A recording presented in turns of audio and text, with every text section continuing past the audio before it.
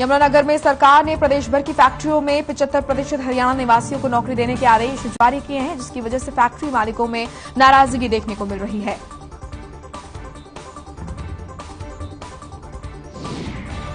देवेंद्र चावला ने कहा कि आईटीआई और स्कूलों में वो विशेषज्ञ तैयार हो सकते हैं जिनकी प्रदेश के अलग अलग इलाकों में स्थित उद्योगों में जरूरत रहती है। अगर सरकार ऐसे युवाओं को तैयार कर देती है तो वो अपने उद्योगों में उन्हें अवश्य जगह देंगे। कैथल में बीजेपी के वरिष्ठ नेता सुरेश गर्ग के निवास स्थान पर पहुंचे बीजेपी के प्रदेश अध्यक्ष ओम प्रकाश धनखड़ ने प्रेस वार्ता की। इस दौरान धनखड़ ने कहा कि प्रदेश में नगर निकाय के चुनाव जल्द हो सकते हैं। इसके अलावा ओपी धनखड़ ने कहा कि मामला न्यायालय में विचाराधीन होने के कारण पंचायत के चुनाव देरी से हो सकते हैं। वहीं प्रदेश में कोरोना के कारण स्कूल बंद और शराब के ठेके खुले होने पर कहा कि बच्चों की तुलना शराब के ठेके से करना गलत है। इनेलो विधायक अभय सिंह चौटाला ने कार्यकर्ताओं के साथ मुलाकात की। इस दौरान पंजाब में विधानसभा चुनाव को लेकर अभय सिंह चौटाला ने बड़ा बयान देते हुए कहा कि पूर्व मुख्यमंत्री प्रकाश सिंह बादल किसानों के सच्चे हितैषी हैं। अभय चौटाला ने कहा कि हमारा अकाली दल के साथ राजनीतिक संबंध नहीं है, लेकिन बल्कि पारिवारिक संबंध है। इस दौरान अभय सिंह चौटाला ने कांग्रेस पर भी निशाना साधा। पंजाब में कांग्रेस का बुरा हाल है। अपने नेताओं के बयानों के कारण कांग्रेस विवादों में रहती है। तो शाम में इनेलो विधायक अभय सिंह चौटाला इनेलो नेता मास्टर नरेंद्र वर्मा के पिता के निधन पर शोक व्यक्त उन्होंने कहा कि पंजाब और उत्तर प्रदेश चुनाव में बीजेपी को मुंह की खानी पड़ेगी और कांग्रेस का सूप बड़ा साफ होगा। अभय सिंह चौटाला ने कहा कि डाडम हादसे की सीबीआई या किसी जज से जांच करवाई जानी चाहिए। साथ ही कहा कि लोगों का सरकार से भरोसा खत्म हो चुका है। सरकार से हर वर्ग नाराज है। इस सरकार में भ्रष्टाचार हो रहा है। नगर निगम के पूर्व एसडीओ ओपी वर्मा ने आपका दामन थामा। फरीदाबाद के गोल्फ क्लब में प्रेस वार्ता करते हुए आम आदमी पार्टी के जिला अध्यक्ष धर्मवीर भड़ाना ने उन्हें पार्टी का पट्टा पहनाकर पार्टी में शामिल किया। इस दौरान धर्मवीर भड़ाना ने कहा कि ओपी वर्मा के शामिल होने से पार्टी को मजबूती मिलेगी और उनके अनुभव का लाभ लोगों को होगा। वहीं पार्टी में शामिल होने के बाद पूर्व एसडीओ ओपी वर्मा ने कहा कि अपने अनुभव के आधार पर वो अब जनता की सेवा कर पाएंगे। करनाल में नए दफ्तर में नगर निगम हाउस की पहली मीटिंग हुई। मीटिंग में जहां मीडिया को एंट्री नहीं दी गई, वहीं मीटिंग के बाहर पुलिस को भी तैनात किया गया।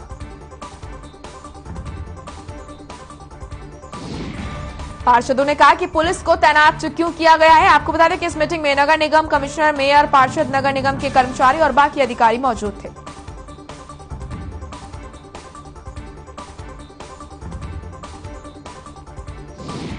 इलाहाबाद में नकली डीएपी खाद को लेकर किसानों ने पुलिस थाने का घेराव किया। इस दौरान किसानों ने दोषियों की गिरफ्तारी की मांग करते हुए पुलिस के खिलाफ जमकर नारेबाजी की। वहीं मौके पर इलाहाबाद के डीएसपी जगत सिंह और थाना प्रभारी भी मौके पर मौजूद रहे। पुंडरी विधानसभा के कई गांवों में यूरिया खाद पहुंच चुका है, लेकिन फिर भी खाद की मारामारी से किसान काफी परेशान है। जिस प्रकार से यूरिया खाद की किसानों को जरूरत है, उससे कम मात्रा में उनको यूरिया खाद मिल रहा है। वहीं किसानों का कहना है कि बार बार लाइन में लगने के बावजूद उन्हें यूरिया खाद नहीं मिलता है, क्योंकि खाद की मात्रा कम आती है। और साथ ही किसानों ने कहा कि जब तक उनकी बारी आती है तब तक खाद खत्म हो जाता है। यूरिया खाद का सही वितरण न होने को लेकर किसानों ने कृषि विभाग के कार्यालय के समक्ष पहुंचकर कृषि विभाग के अधिकारियों के खिलाफ जमकर नारेबाजी की।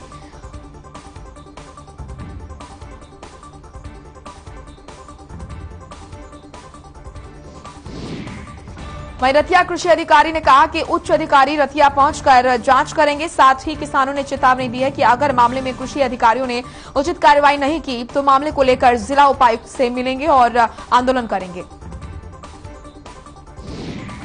झज्जर में यूरिया खाद की किल्लत कम होने का नाम नहीं ले रही। किसानों को यूरिया समय पर न मिलने की वजह से उन्हें परेशानियों का सामना करना पड़ रहा है। एक किसान को केवल 5 कट्टे ही यूरिया खाद दी जा रही है।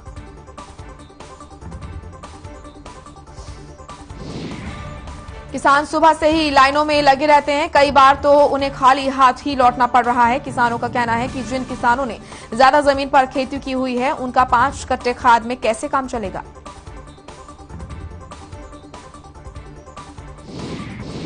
राय के गांव कुंडली में ग्रामीणों ने अपनी समस्याओं को लेकर नगर पालिका कुंडली कार्यालय पहुंचे। साथ ही ग्रामीणों ने बताया कि गांव में नगर पालिका की तरफ से कोई सुविधाएं नहीं दी जा रही हैं।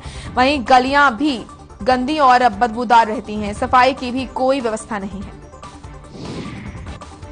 ग्रामीणों का कहना है कि जो घर लाल डोरे में हैं, उनका 7,000 टैक्स दिया जा रहा है, जो कि कोई भी ग्रामीण नगर पालिका के इस रूल को फॉलो नहीं करेंगे।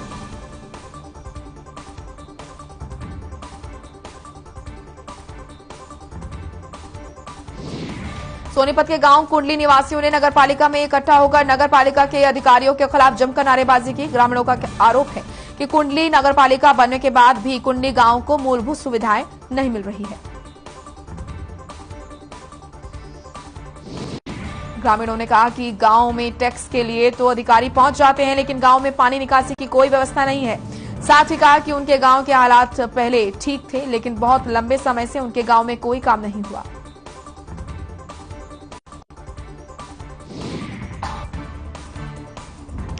कुरुक्षेत्र में एनआईटी के सामने किरमच रोड पर चनार्थल कॉलोनी की सड़क के हालात लंबे समय से जर्जर हैं, जिसके चलते ग्रामीणों को काफी परेशानियों का सामना करना पड़ रहा है। शिकायत करने के बावजूद भी उनकी कोई सुनवाई नहीं होती। तो वहीं लोगों का कहना है कि सड़क को बनाने के लिए नगर पार्षद से लेकर प्रशासनिक अधिकारियों को शिकायत दी गई। सड़क पर दलदल बनी हुई है और कई लोग दुर्घटनाग्रस्त हो चुके हैं।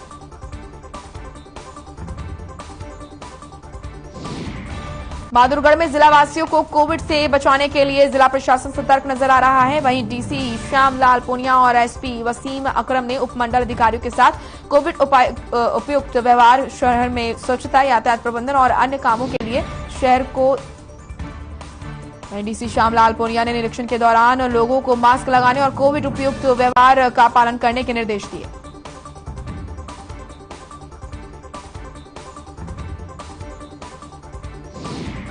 यमुनानगर में कोरोना के मामलों में लगातार बढ़ोतरी हो रही है। यमुनानगर के जिला जेल अधीक्षक संजीव पाठक और उनकी पत्नी भी कोरोना पॉजिटिव हुए। वहीं यमुनानगर के कई डॉक्टर और हेल्थ वर्कर भी कोरोना की चपेट में आ चुके हैं। वहीं यमुनानगर में 793 एक्टिव केस हैं। सीएमओ डॉक्टर विजय दहिया का कहना है कि 1 जनवरी के बाद कोरोना के मामलों में तेजी आई है।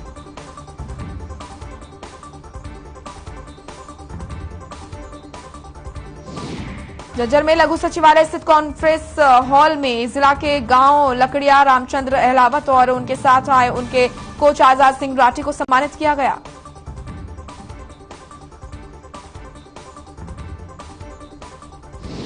डीसी ने कहा कि उनका अनुभव सार्वजनिक जीवन में सदैव मार्गदर्शक के तौर पर कार्य करता है। आपको बता दें कि रामचंद्र अहलावत ने पुदुचेरी में आयोजित अंतर्राष्ट्रीय योग फेस्टिवल में 50 वर्ष से अधिक आयु वर्ग में स्वर्ण पदक के साथ चैंपियन ऑफ चैंपियंस का खिताब हासिल किया। हरियाणा सरकार की ओर से पशुओं की देखरेख और पालन करने के लिए पशु किसान क्रेडिट कार्ड प्रदान किया जाएगा। पशुपालन विभाग के उपनिदेशक डॉक्टर नरेंद्र सिंह ने बताया कि पशुपालकों को पशुओं को वित्तीय पैमाने की अवधि के अनुसार प्रत्येक माह यहां पर बराबर ऋण दिया जाएगा।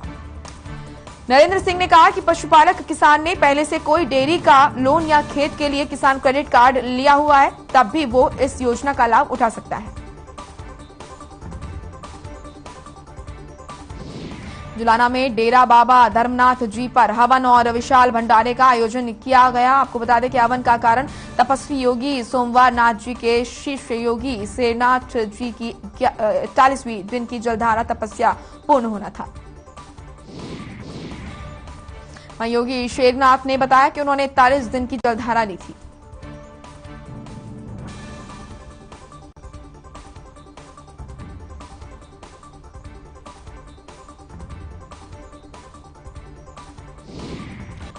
पलवल में एक महिला ने जमीन हड़पने के लिए खुद को मृत व्यक्ति की विधवा घोषित कर लिया और फर्जी मृत्यु प्रमाण पत्र बनवाकर दूसरे की जमीन को अपने बच्चों के नाम करवा दिया। इस दौरान शपथ पत्र को नंबरदार और कार्यकारी मजिस्ट्रेट से तस्दीक भी करवाई गई। वहीं मामले की जानकारी मिलने पर जमीन मालिक ने जिला पुलिस अधीक्षक को शिकायत दी। पुलिस अधीक्षक के निर्देश पर गतपुरी थाना ने मां बेटों सहित 5 नामजद आरोपियों के खिलाफ मुकदमा दर्ज किया। पलवल के नागरिक अस्पताल के इमरजेंसी वार्ड में झगड़े में घायल होकर पहुंचे व्यक्ति के साथ मारपीट की गई। इतना ही नहीं, उसे बचाने पहुंचे अस्पताल स्टाफ के साथ भी धक्का मुक्की की गई।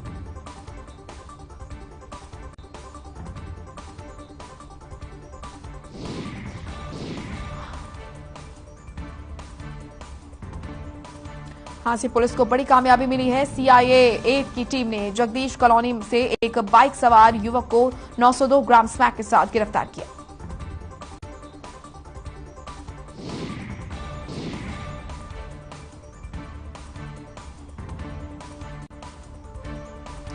हांसी जिला पुलिस की CIA की टीम के साथ इंस्पेक्टर बालकृष्ण ने बताया कि उन्हें गुप्त सूचना मिली थी कि हांसी की जगदीश कॉलोनी में एक युवक भारी मात्रा में नशे को बेचने के लिए जा रहा है।